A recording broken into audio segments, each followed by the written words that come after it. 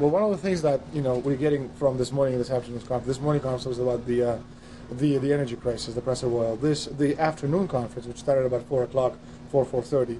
They were talking about one of the American delegates. I wasn't told who exactly it was talking about the the concern that the American citizens have had with the housing prices going down, so they're not investing that money. So what they needed to do is they needed to create the illusion that everything is going well. So what they're going to do over the next year and a half is to bring the market back up to 1998, 1999 levels.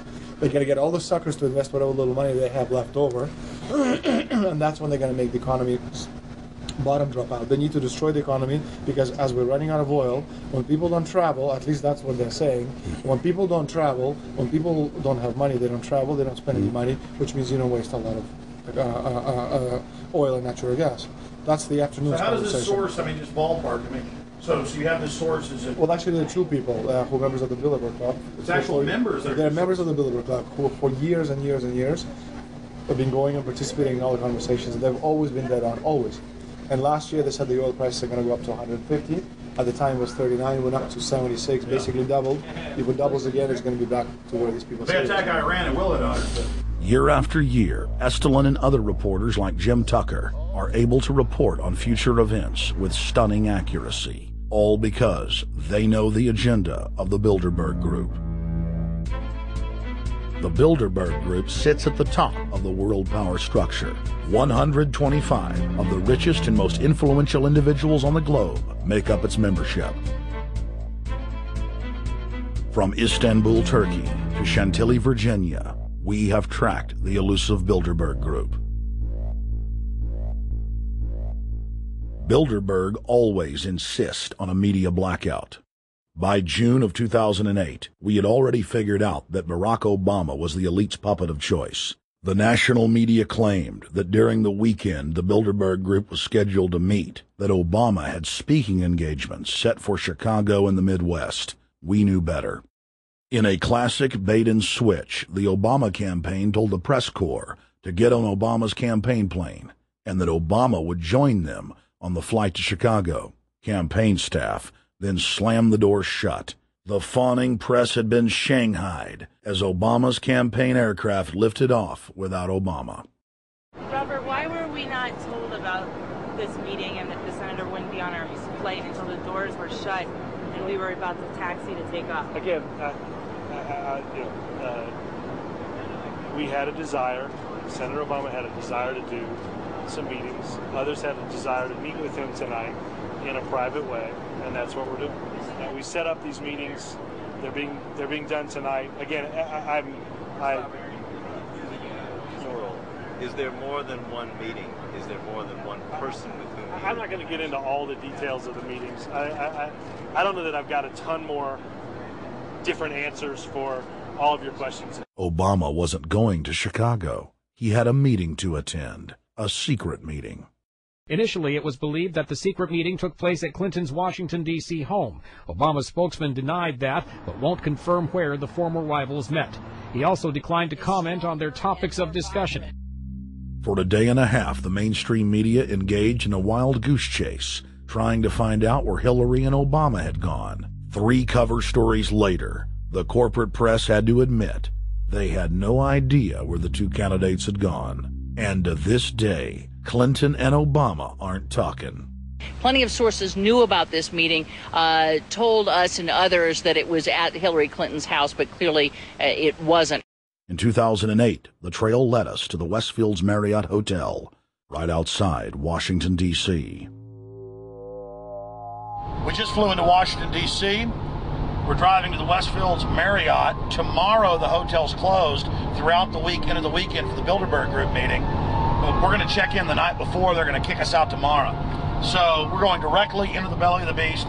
The hotel will be filled with at least 5 spy agencies: CIA, Defense Intelligence, Mossad, European Union Security. We checked into the Westfields Marriott 48 hours before hotel guests were scheduled to be thrown out ahead of the annual meeting.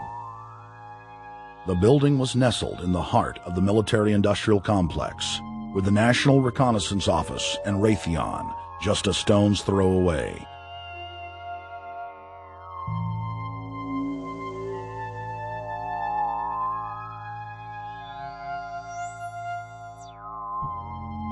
The plan tonight is to try to not get arrested, dodge the security, get in there, get some footage of the elite arriving in the morning, because some arrive before they officially lock it down, and then getting out of the building.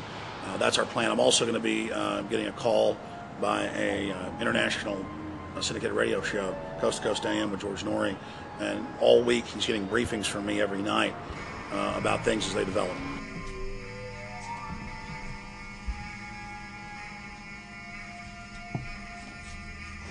George, we're sitting here in the room. As the phone rings with your producer, Tom Danheiser, to put me on, the fire alarm goes off.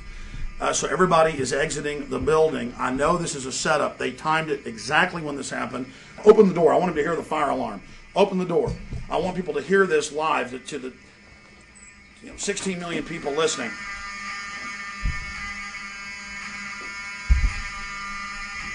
George, do you hear that? Now, they're going to use this as an excuse. The Westfields Marriott, right outside D.C. in Chantilly, they want to use this to flush us out of here. They're very upset. Everybody that covers Bilderberg, I was detained 2 years ago, interrogated, screamed at. They said Bilderberg was upset about me, wanted to stop us. This is guaranteed. Everywhere we go, we're followed. We have another hotel across town as a base of operations. They were there questioning us, getting in our faces. We're being followed everywhere. I need everybody's support right now. I pray to God they don't try to set me up. They may have tried to concoct this as some way to say, look, they didn't leave during a fire drill, assessing me knowing I would stay and do the interview. But again, the moment the phone rang with Tom Danheiser, the moment the phone rang, the guys answered it, I'm standing there, the alarm goes off. It's going off right now. The guests are exiting the hotel out there. Of course, there's no fire. This is just absolutely insane. I noticed, too, that there was over 100 security people here today, but tonight we got back and it was a total ghost town, and this is what's insane. We have a security guy walk up to us 30 minutes ago, about 25 minutes ago, before this happened, and said, "What are you guys doing?" We said, "We're just walking around checking out the artwork in the hotel," which we actually were admiring, but we were also going around getting some footage. And they said, "Well, no cameras allowed." We said, "Fine." And then he said, "Yeah, we had somebody do a fire alarm a few weeks ago, and me and Rob, my camera guy, were on. Why is he telling us about a fire alarm?" I forgot that part, George. These bastards have done this. I don't know how. They're planning to try to set us up or something, but this is incredible. We are here in the middle of this right now, George.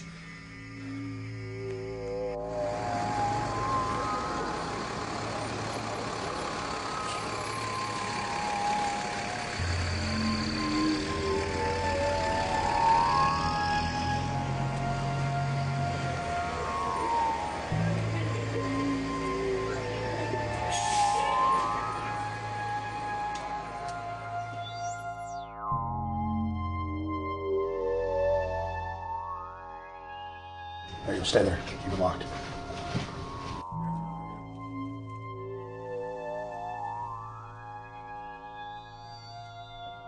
Let's go. Let's get out of here now, Richard. Don't screw around anymore. We got out of here on exactly the right time. Is this the way out? Yeah.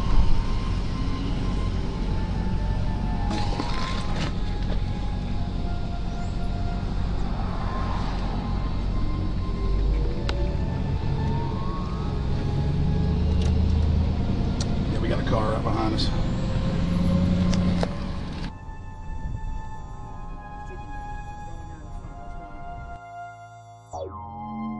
We made about, what, 5 turns and 6 turns, the same car's following us.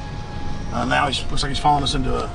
He came out of Bilderberg, he came out of the Westfield. He's being a little bit subtle, but... Not too.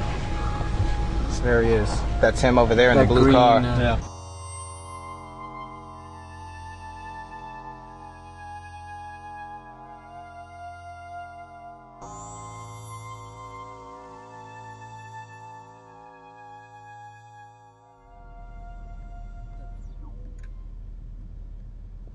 We're headed back to the Marriott here in Chantilly, Virginia, the scene of Bilderberg 2008.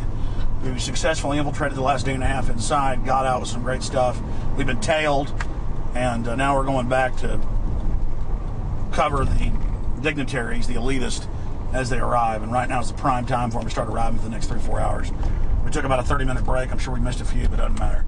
Because we've got scores of people that just organically are listeners, info warriors that are out here taking action.